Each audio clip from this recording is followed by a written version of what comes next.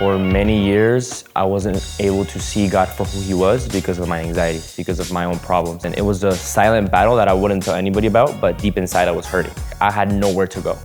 And I was just stuck in my room with no answer.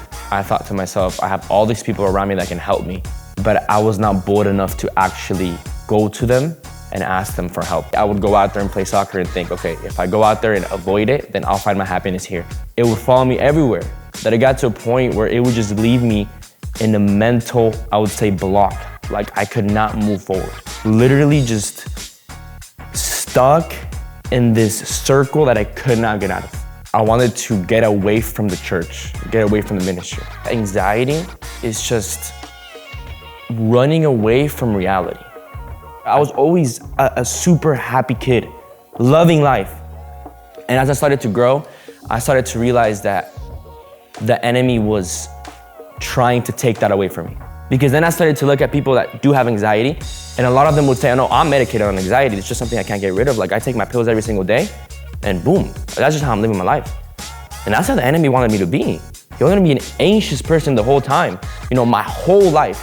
Because there's a lot of people that are struggling with that and they think that there's no way out. I've tried it all, and I never got to experience intimacy with God. They were always praying for me. They were always praying. My whole family has always been praying for me. They knew, even if it was a silent battle, they knew that I struggled. They knew that there was something going on, and they kept on praying. That also shows the power of prayer. That also shows that if someone's going through something, you just gotta pray, pray, and pray. March 19th, 2022. It wasn't a stomach ache. It was kind of hard to explain, but it was like this feeling that would kind of cause my breathing to not be well. Like I couldn't really breathe well, and it kind of just bothered me. But it was definitely odd. So I remember I go upstairs to my room, and I remember I close my door, I get on my phone, and in that moment, the enemy just started saying a lot of things through my thoughts that in the moment I was just shocked on why this was happening. I remember that first thought that came to my mind that said, today is your last day. So I started experiencing an anxiety attack. I felt like that day was my last day. I felt like I was not gonna be able to breathe properly, and I was literally in that moment going to die. That's the thought that the enemy put into my head. And then he started saying a lot of more things, like look at you, look at your family, they're all well, and look at you struggling in your room. And that anxiety just had me sweating, walking back and forth through my room. But in that moment, what I started to do, I started to pray. And that prayer felt like nothing, to be honest with you. That prayer felt like it had no value, it had no power. And the anxiety would even get bigger once I started praying that. But I kept on persevering, and I didn't feel God at all. I felt anxiety more than I felt God in the moment.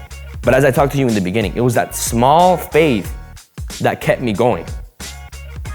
So I started just talking to God, and I wouldn't even say praying. I just started speaking with God in the midst of my anxiety, right? My heart was beating out of my chest. I was sweating.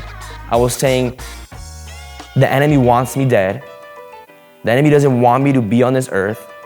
And thoughts just kept on rushing into my mind. Like, you are not worth it. This isn't for you. So I had my phone in my pocket, in the midst of the anxiety, not knowing what to do, completely lost, completely confused, didn't know what was going on. And I get a notification from my phone, so I hear my phone buzz. I grab my phone, and it's a notification from the Bible app. And in the notification from the Bible app, at first I realized this is weird because I don't have the notifications turned on. The notification, obviously it's from the Bible app, but it says, are you worried? And in that moment I was just like, I think I am a bit worried. But it was just so odd. I was like, am I worried? I'm worried, right? So I click on the notification, and the notification takes me into this huge passage, not just one verse, it's a huge passage. And I was like, okay, what's going on? I started to calm down in that moment. And I started to read Psalm 34 from the beginning to the end. And everything that I was going through in that moment was what Psalm 34 was saying.